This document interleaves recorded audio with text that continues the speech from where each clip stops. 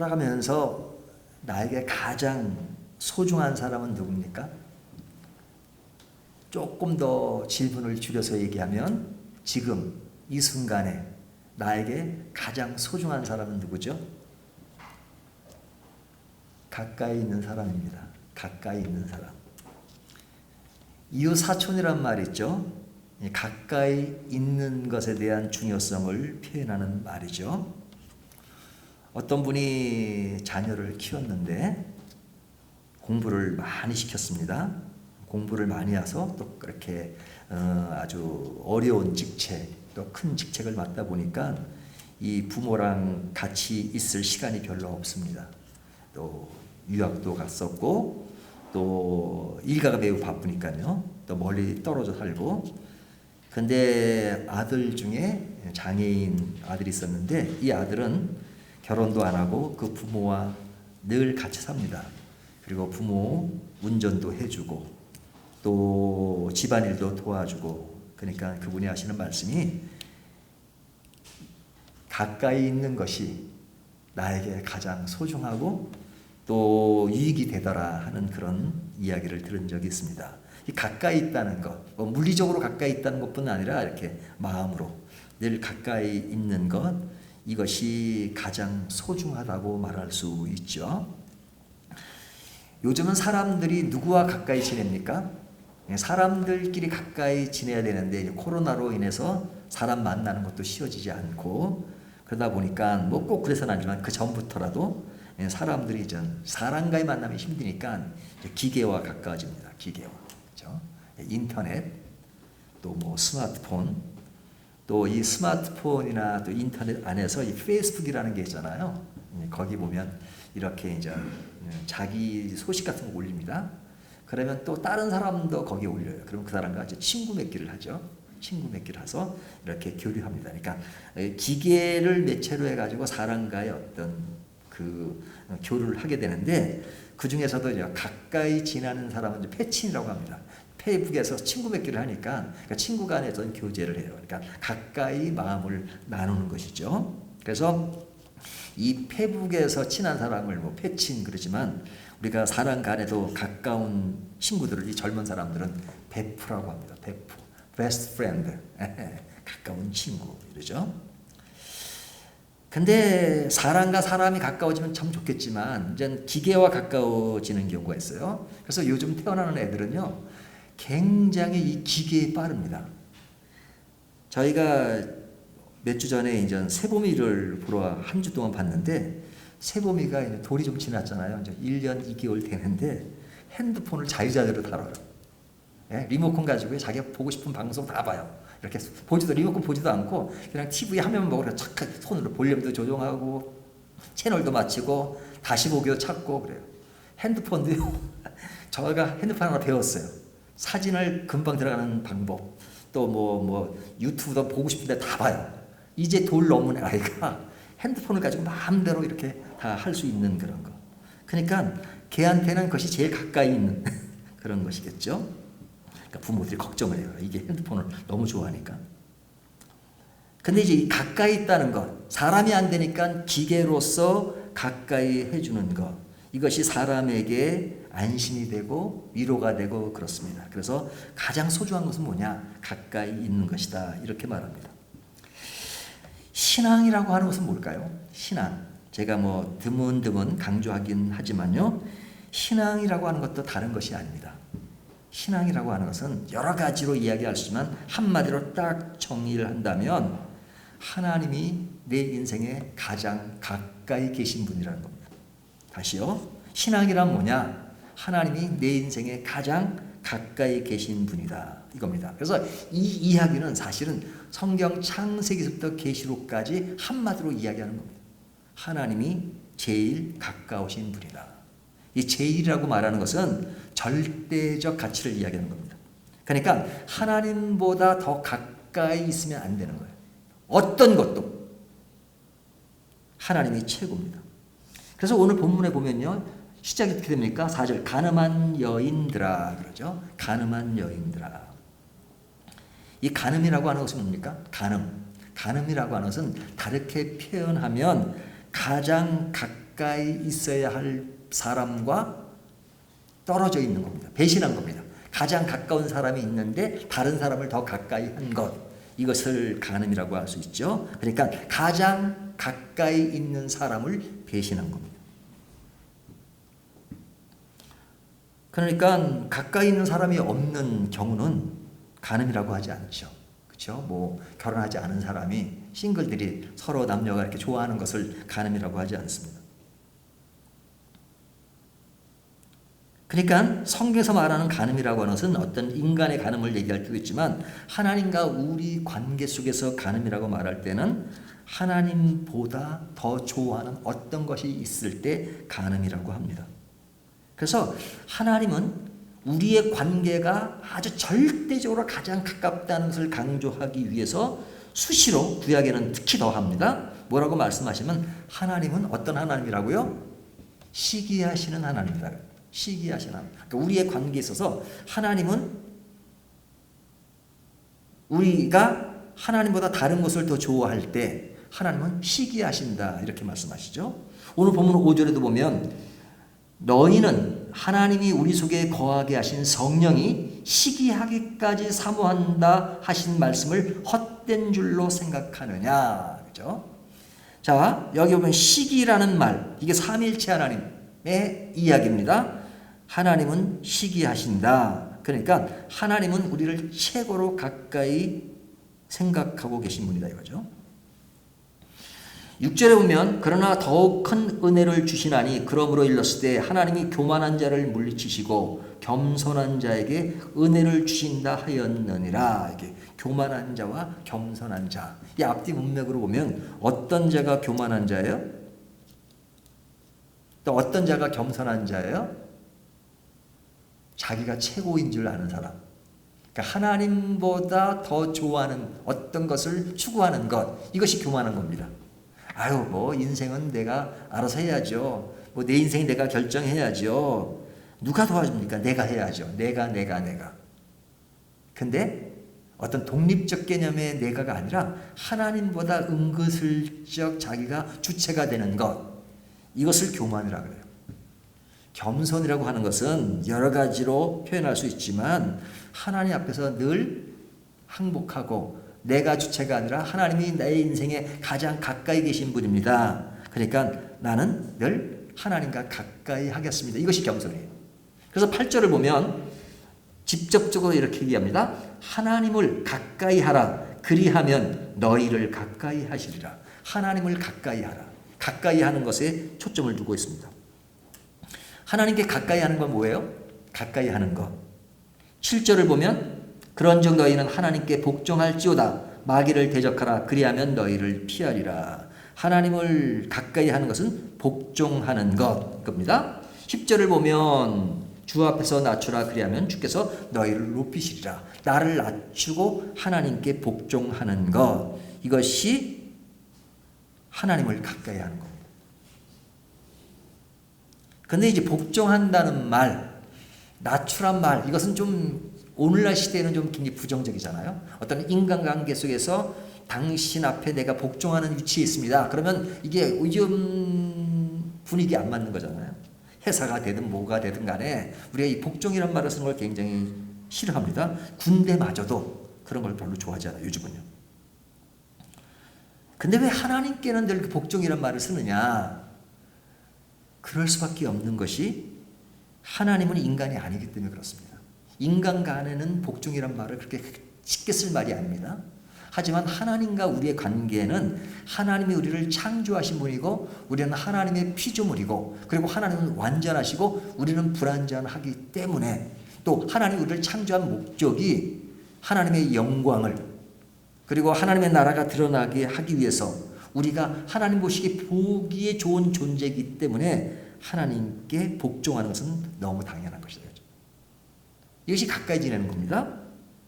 근데 이 복종이라는 개념은 이렇게 좀 우리한테는 낯설지만 하나님 쪽에서는 이 복종이란 말을 쓰시지 않고 뭐라고 쓰시냐면은 4절을 보면요.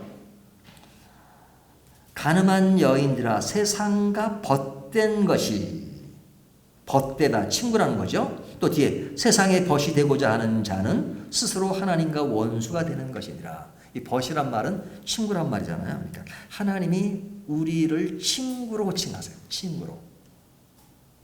그러니까 이 친구란 말은 굉장히 좋습니다. 그죠? 뭐 요즘 페이스북에서도 패친, 친구란 말 쓰잖아요. 근데 이제 아버지와 아들 사이는 어떤 사이입니까? 아버지와 아들 사이. 이제 아버지와 아들의 관계는 이렇게 아버지가 교육을 시키고 아버지가 이끌어가는 그런 위치에 있죠. 물론 이제 아들이 장성하면 바뀌기도 하지만요. 근데 아버지와 아들 사이가 어떤 관계로 모이는 것이 좋아 보이냐면 친구 같은 아버지가 될 때. 친구 같은 아버지. 그러니까 아버지예요. 낳았어요. 분명히 아들과 아버지의 관계가 있지만 그 아버지가 친구 같아요. 친구는 아니죠. 친구 같아요. 그래서 이 친구라는 개념이 우리나라에는 이렇게 좀 같은 연령대로 친구를 많이 하지만 사실은 서양 사람들은 이 친구 개념이 나이를 뛰어넘는 경우가 많습니다. 프렌드란 말이. 프렌드란 말이. 참 외국 같은 경우는 좋은 거는 참 이름을 부르니까 좋은 것 같아요. 호칭이 없잖아요. 특별히 이름만 부르면 되니까. 우리나라는 뭐 연세 드신 분한테 뭐 이름을 부르면 이렇게 버릇이 없는 거죠. 영어는 다 이름을 부릅니다. 뭐 90세가 되든 뭐 1살이 되든 다 똑같이 윌리엄, 데이빗이면 데이빗 이렇게 이름을 부르잖아요. 그러니까 이제 어떤 친구가 될 수 있는 겁니다. 그러니까 어떤 그 의사가 소통이 되고 또 서로의 마음을 알아주는 것, 친구가 되는 것. 그러니까 친구가 된다는 것은 굉장히 좋은 것이잖아요. 근데 하나님이 우리를 향해서 나는 너의 친구다 이렇게 말씀하시는 겁니다. 우리는 하나님께 복종하는 것, 또 낮추는 것, 이것이 하나님을 가까이 하는 것이지만 하나님께서 그런 관계이기 때문에 우리의 어떤 자존감 뭐 이런 모든 것이 없어지고 로봇처럼 그냥 무조건 하나님이 스위치를 누르면 움직이는 것이 아니라 하나님과 우리의 관계 속에서 이루어지는 것은 친구처럼 친구같이 늘 소통하며 그 속에서 무엇인가를 같이 이뤄 나가는 것, 그것을 하나님은 친구라고 표현한단 말이죠. 늘 다정하게 다가오세요. 하나님이 우리를 배반한 적이 없습니다. 우리가 하나님을 배반하죠. 그러니까 늘 하나님이 우리에게 친구처럼 다가오세요.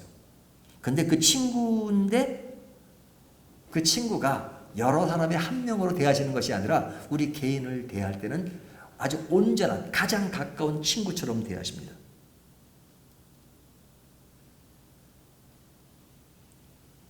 또 우리는 하나님은 여러 친구 가운데 한 분이신 하나님 정도가 아니라 하나님은 절대 가까운 것입니다. 원 오브 댐이 아니에요.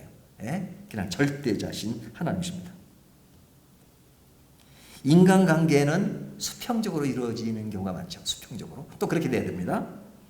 하지만 하나님과의 관계 속에는 수직적인 관계로 이루어지지만 늘 그 내용에 있어서는 우리를 친구처럼 부르시고 친구처럼 다가오시고 친구처럼 우리를 이끌어 가시는 것이 얼마나 감사한지 몰라요.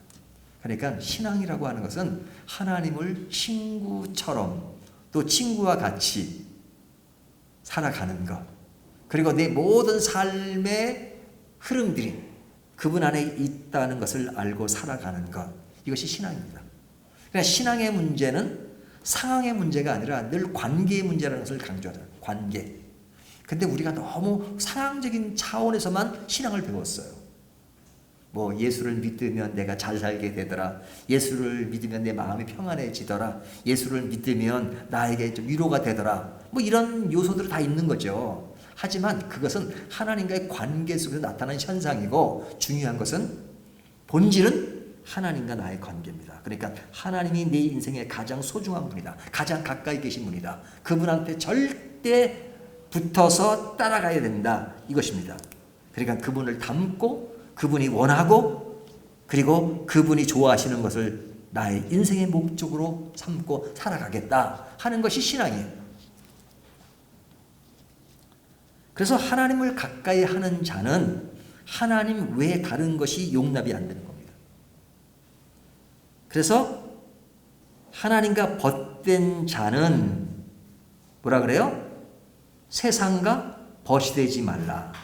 세상과 벗이 되고자 하는 자는 스스로 하나님과 원수가 되는 것이니라. 이렇게 말씀하죠. 4절에 보면 세상과 벗이 되면 하나님과 원수가 된다. 그러니까 하나님과 우리의 관계는 양자택일입니다. 그렇죠? 세상이냐 하나님이냐. 여기 세상이라고 말하는 것은 우리가 사는 이 세상에서 먹고 사는 그런 세상을 말하는 것이 아니라 세상의 그릇된 가치관이나 잘못된 것을 얘기하는 겁니다. 그러니까 그런 세속적인 것에 대해서 우리는 발을 담그고 있는 것이 아니고 오직 하나님과 가까이 지내는 겁니다. 그러니까 하나님 앞에 올인하는 겁니다. 그것을 안 한다면 뭐예요? 4절에 말씀 가늠한 여인들아, 가늠하는 것이라고 얘기합니다. 가늠하는.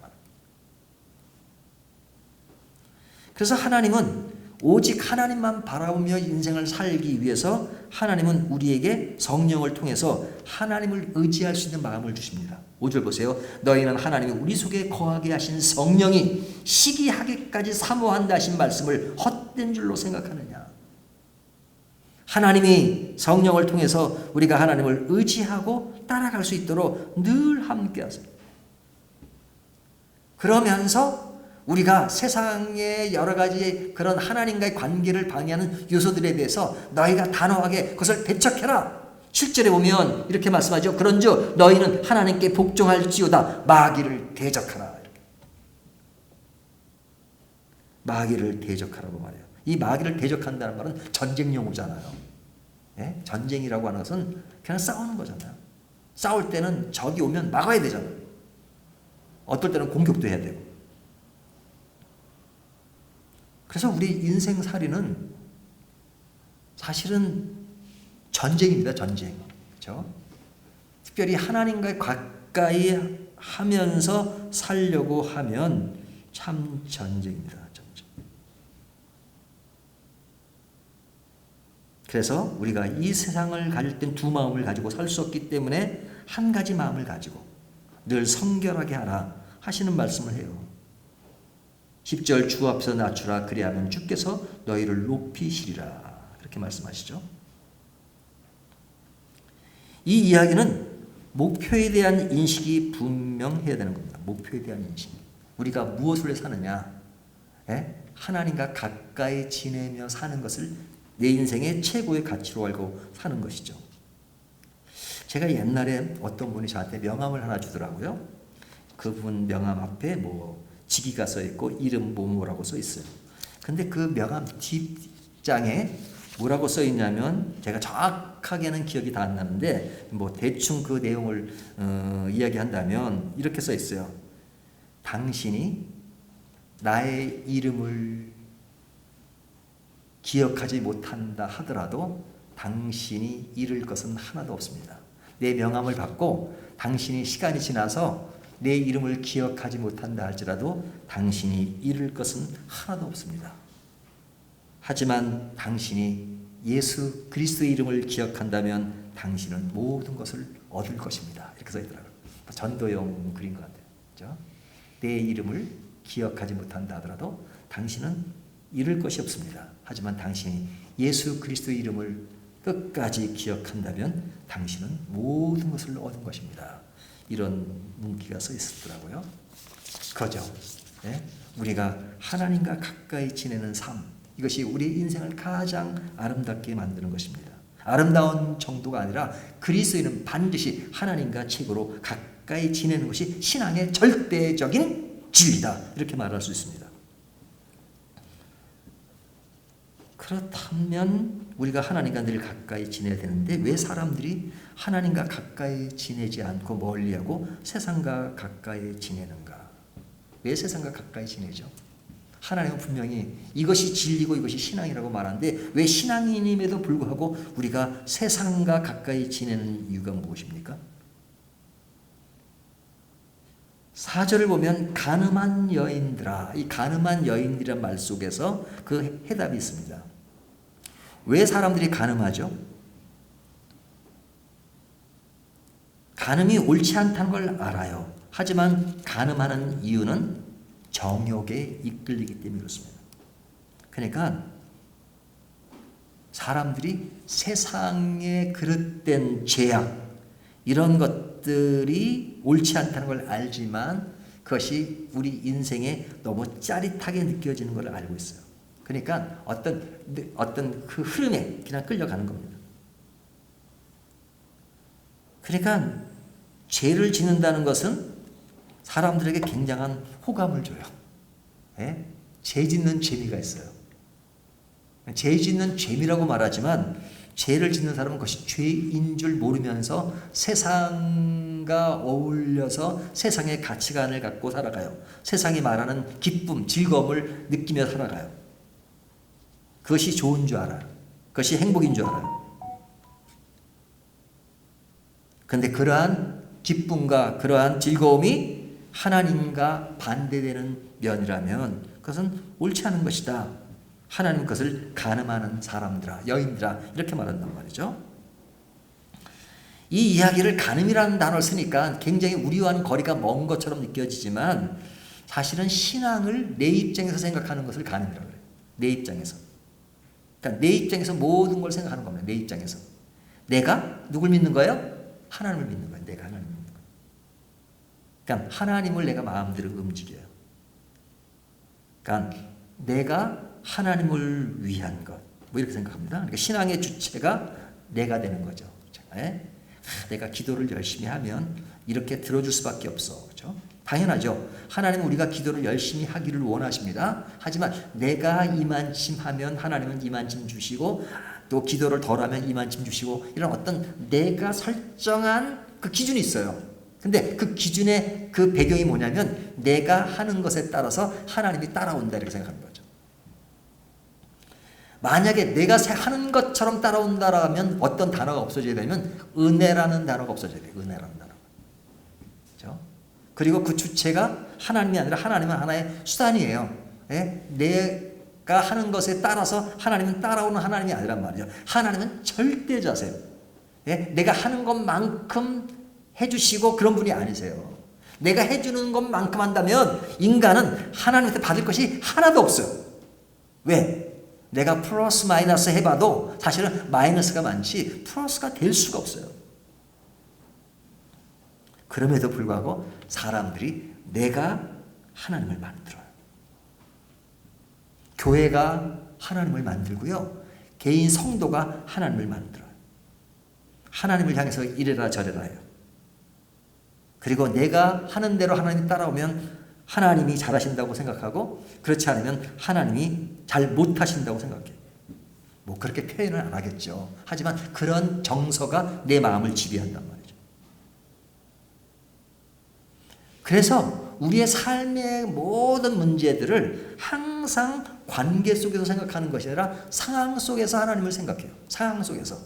내가 필요할 땐 뭘 주시고 내가 필요할 때는 뭐 이렇게 해야 되고 하는 상황.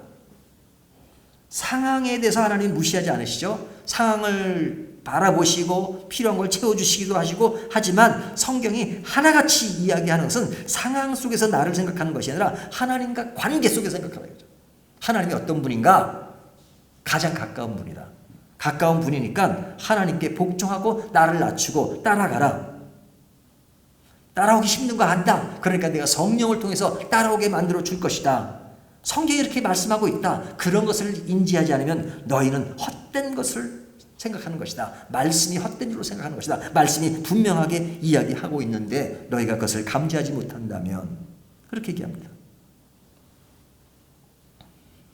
성경 말씀의 것을 이야기함에도 불구하고 오늘날 세월이 지나면 지날수록 가장 인기가 없는 것 중에 하나가 성경대로 산다는 겁니다. 성경대로. 그렇죠? 옛날 시대에는요, 여러 가지 인생에 대한 이야기, 철학 이야기, 뭐 또 성경 교리와 관련된 이야기 막 나오다가도요, 아류가 있고 논쟁 있고 하다가도 딱 말씀은 그렇게 얘기하잖아요. 말씀은 이래요 하면 말씀 앞에 다 수긍했습니다. 하지만 요즘 분위기는요, 말씀이 그렇게 크게 비중을 차지하지 않아요. 사실은 어떨 때는요, 설명할 때 말씀이 그렇게 얘기하면 내 논리로 가서 다 설명할 수 없어요. 요즘 많이 이슈되는 것 중에 하나가 동성애잖아요. 동성애. 저도 상담 공부를 했는데 상담학에서는 이 동성애를 굉장히 호의적으로 봅니다. 근데 그 호의적으로 보는 것 중에 하나가 뭐냐면, 아니 태어났을 때부터 남자인데 여자가 좋은 게 아니라 남자가 좋다 이거예요. 태어날 때부터. 남자를 보면 끌린대요. 여자를 보면 끌리지가 않고. 근데 그 선천적으로 그런 마음을 갖는데 그런 사람에 대해서 동성애라고 질타를 하면 그것은 인격 모독이 아니냐. 다수가 그렇지 않다고 해도 소수지만 그 사람을 존중해야 되지 않느냐. 물론 동성애자도 인간이니까 인간으로서는 존중을 다 받을 만하죠. 하지만 동성애 그 자체를 저는 인정하지 못해요. 왜 그러냐? 그 사람들이 그렇게 말할 때 다 설명할 수가 없어요. 다 답변할 수가 없어요. 그리고 논리적으로 그들을 설득을 다 시킬 수가 없어요. 하지만 딱 하나는 얘기할 수 있어요. 성경이 그것을 반대한다. 성경이 그렇지 않다고 말한다. 그러면 성경을 절대 신뢰하는 사람이라면 그냥 그 한마디에 그냥 내가 다 논리로 이해할 수 없어도 성경이 그렇게 말씀하시니까, 성경은 하나님의 말씀이니까 그냥 그 자리에서 딱 멈춥니다. 이것이 신앙이에요. 근데 이제 그렇게 말하면 요즘식으로 하면 꼰대 신앙이라고 그러죠. 아이, 세상이 어떤 시대인데 지금도 그런 그 아주 그냥 아주 극보수의 성향의 그런 성경관을 가지고 있냐, 이렇게 말한단 말이죠.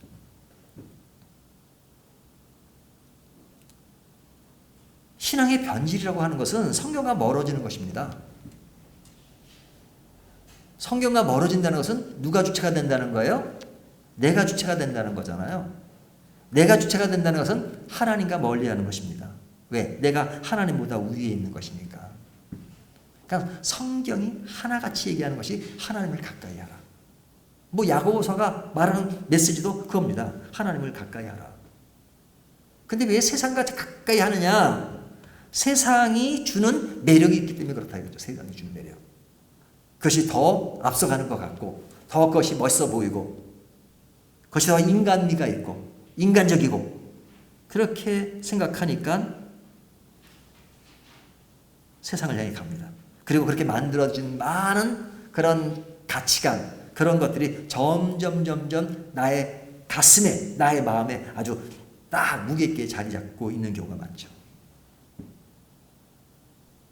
그래서 세월이 가면서 성경과 반대로 가는 가치관, 이런 것들이 많습니다. 그리고 성경을 이야기하면 시대에 뒤떨어진 것처럼 인식하는 경우가 많단 말이죠. 그래서 성경은 절대적 하나님의 말씀이 아니라 자꾸 뒤로 밀립니다. 인간의 철학과 인간의 어떤 그런 아이디어와 인간의 어떤 그런 논리, 이런 것들이 성경보다 앞설 때가 많아요. 그러니까 많은 이론들이 막 다양하게 나오는데 성경은 그렇게 말씀하지 않는데, 그러면 이제 완전히 이제 시대에 뒤떨어진 거죠.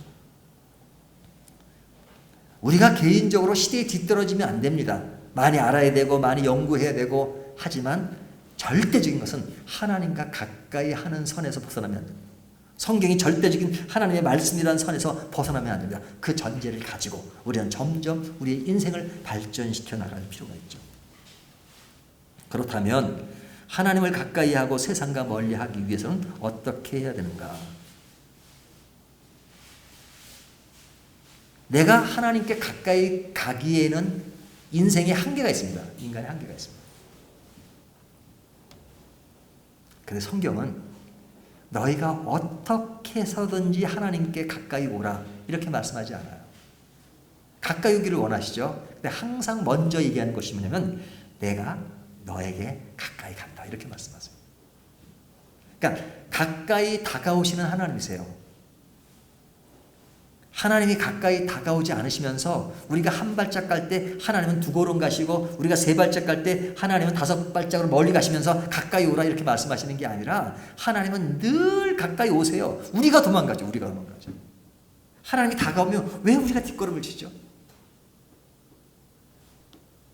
그러니까 하나님은 끊임없이 다가오시면서 오라고 말씀하십니다. 오라고 말씀하세요. 그러니까 하나님이 먼저 나를 사랑하시고 나를 위하시고 나와 동행하시기를 원한다 하는 것을 늘 생각하고 묵상하는 것이 신앙이에요. 네, 신앙의 절대적 전제가 하나님을 가까이 하는 거라 그랬잖아요. 그렇다면 나보다도 하나님이 나를 가까이 하시는구나. 내가 하는 나보다도 하나님이 나를 잘 아시는구나. 하나님은 지금도 나에게 손을 뻗치시고 내가 바른 길을 가기를 원하시고 나를 위해서 함께 하시고 동행하시고 그분이 하나님이시구나. 이것을 늘 묵상하는 것이 신앙이에요. 신앙이에요. 내가 무엇을 하겠다? 중요하죠. 중요하죠. 하지만 하나님을 가까이 하는 것부터 배워요. 그래서 하나님은 두 마음을 싫어하십니다. 두 마음을. 오직 하나님만 믿어라. 하나님만 믿어라. 그러니까 하나님만 믿는다는 것은 세상의 모든 것들을 다 그냥 감을 쌓고 그렇게 한다는 말이 아니죠. 하나님의 가치관, 하나님의 명령, 하나님이 뜻하신 그 모든 생각 속에서 내가 세상에 하나님의 뜻을 펼치고 살아가는 것이죠. 부부생활도 하나님이 원하시는 바탕 위에서, 친구관계에도 하나님이 원하시는 바탕 위에서, 세상살이에도, 교회 생활에도 모든 것이 하나님이 원하시는 그 사상과 가치관 속에서 살아가는 것. 그러니까 절대적 기준은 하나님이신 거죠. 근데 이 말을 부정할 교인들은 없습니다. 이론상으로는 그렇게 이해를 해요. 하지만 실제 살아가는 데 있어서는 그것을 너무너무 많이 부정하죠.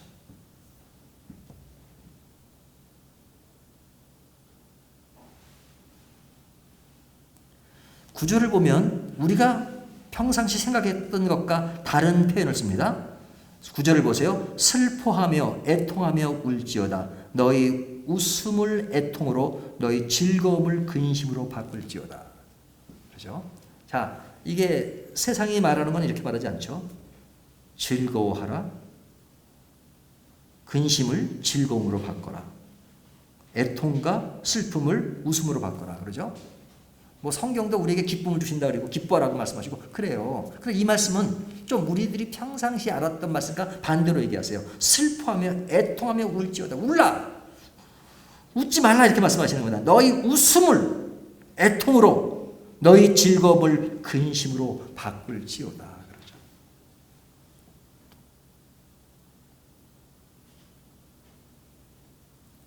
웃음과 즐거움은 행복을 연상하게 합니다. 행복. 근데 하나님이 진정 원하시는 행복은 하나님과 가까이 하는 겁니다. 근데 하나님과 멀어지는 가운데 발생하는 즐거움, 기쁨, 그것은 불행한 것입니다. 그럴 때면 우리가 그런 웃음이 아니라 그런 즐거움이 아니라 하나님과 가까이 하는 즐거움, 웃음을 생각해야 합니다. 그러지 못한 것이 있다면 우리는 우려해하고 근심해야 합니다. 그렇기 때문에 우리의 세상의 흐름의 흐름, 그것을 아는 것, 세상을 보면서 탄식하는 것, 그리고 의인의 상한 심령을 갖는 것, 이것이 진정 하나님이 원하시는 웃음과 즐거움을 아는 것입니다. 행복은 또 신앙은 내가 어떤 것을 성취하는 것이 아니고 어떤 걸 잡는 것이 아니라 하나님과의 관계라는 것. 이것이 오늘 본문이 주는 겁니다. 8절은 말하기를 하나님을 가까이 하라. 그리하면 너희를 가까이 하시리라. 죄인들아 손을 깨끗이 하라. 두 마음을 품은 자들아 마음을 성결하게 하라. 마음을 성결하게 하는 것은 두 마음을 품는 것이 아니라 하나님을 가까이 하는 것입니다. 관계의 문제입니다.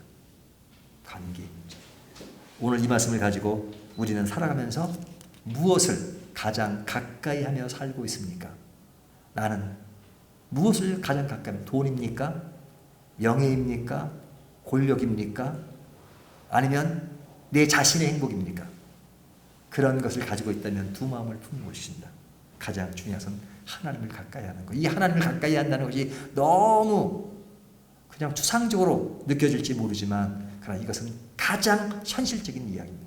하나님을 가까이 하는 것이 신앙의 본질인 것을 생각하시면서 오늘도 하나님과 가까이 하면서 늘 친구처럼 다가오시는 하나님을 만나면서 그 안에서 하나님을 가까이 하는 행복을 함께 누리시기를 주님의 이름으로 축원합니다.